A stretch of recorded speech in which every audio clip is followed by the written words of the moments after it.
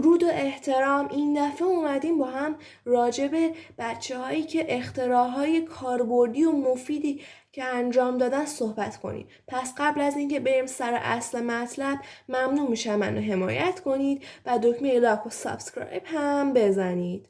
اولین نفر گیتا بنجالی راو وقتی 15 سالش بود توی مجله تایم به عنوان کودک سال انتخاب شد. اون یه اختراع راه حل فناوری پیدا کرد که بتونه مشکلات اجتماعی رو حل کنه، مثلا آب آلوده یا اعتیاد به مواد مخدر.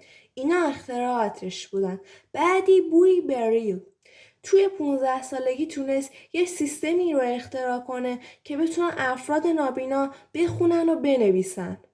و بنجامین فرانکلین تنها 13 سالش بود که تونست باله‌های غواصی رو اختراع کنه و این واقعا اختراع کاربردی بود. و آخرین نفر حسین عطایی، مخترع ایرانیه که وقتی 15 سالش بود صفحه خودرو رو اختراع کرد.